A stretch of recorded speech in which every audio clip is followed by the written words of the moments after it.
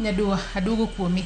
Somo emen garantini ng'ato ko somo e yo makare, ng'ani dhi bedo jatelo makare, kosetelo kuwinjo be ni pimo kiwango mar telo kata chiemo mar telo e yo makare. Okinjo be ni pimo kod kiwango mar somo korka kori.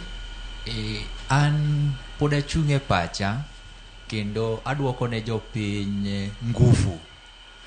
Gine gibed rachungi mar chungo leaders. Leaders oyer gi jopiny.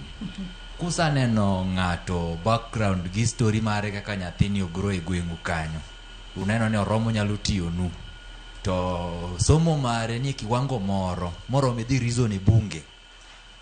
Pod achung' e msimamo mara kana wacho ni governor gi president. Penjo jopiny nyalo pimo jogi nade seche ma gintiere kisera mar ombulu, nikech seche moko ng'ato nyalo bedo ni osomo yes, to seche moko kata kit kaka uloso ok nyis ni ng'ani osomo e yo makare. Jopiny nyalo pimo jogi e ratile yo machalo nade, nikech nitiere ng'at moro ma seche moko en ok osomo to dhoge mit, ong'e loso gi jopiny, to nitiere ng'at ma osomo to en to kendo loso ok ong'eyo makare. Jopiny opim gine e yo machalo nade, Nyadua? Awuoyo kaka jasiasa, tawuoyo nikech ang'eyo ni jopiny ok yier ga ng'ama gikia.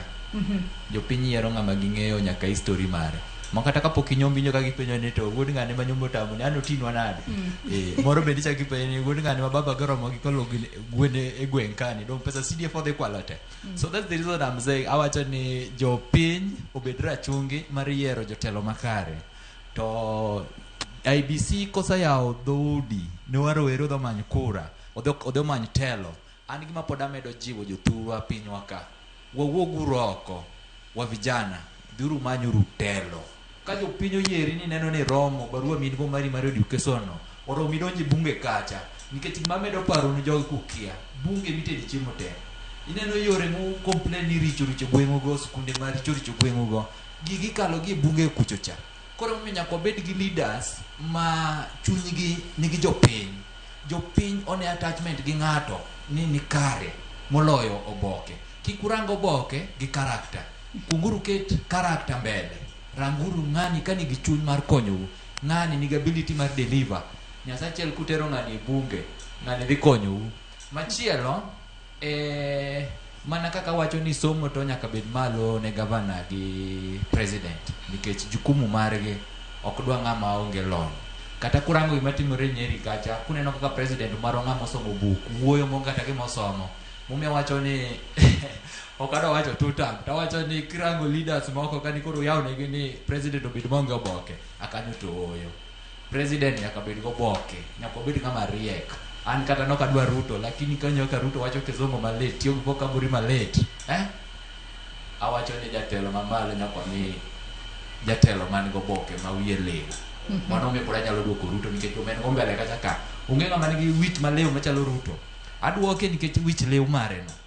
Kodanje governor ka, emomiyo yudo ka counties moko dongore moko ok dongre nikech rem mar somo gi exposure.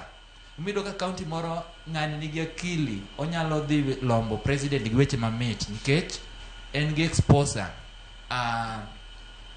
Kasto koyiero ministries mage, yudo ka oyiero jogo ma bende osomo makare, nikech ng'ama ofuo kok bedo governor odhiero mana joma ofuo wadgi.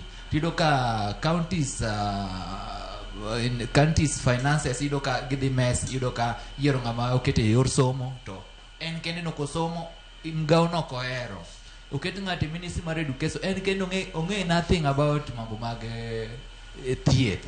Koro makwayo ni yor governor to kanyo nyaka wa limit report mar IBC cha, nyaka gidhi jobed pinyo chako goye mbaka mondo wane kaka president ma Kenya nyaka bed jalno man osomo makare, kiwango mar governor bende nyaka bed ng'ama osomo makare.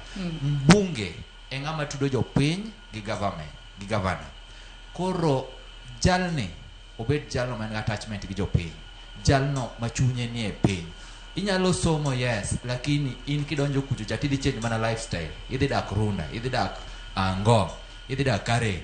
Koro kidhi e ground nikech okidwari urigi jomo fuo e ground kucho cha. Emomiyo wacho ni ka attachment mari leadership ni to japiny uneno ng'ani, nyathino dongo gweng'u ka. Uneno ka nyathini kibarua mari nyalo bedo mare Huduma yu, machalo kaka example mana chiwo en nani Sudi. Sudi osiko gwenge every time. Otimo development. Jogwenge mor kode. Onge constituency man gi development. Otimo gik ma governor sematimo. Nikech en attachment gi jopiny. Emo mi wacho ni rachungi mar yiero leaders obed jopiny.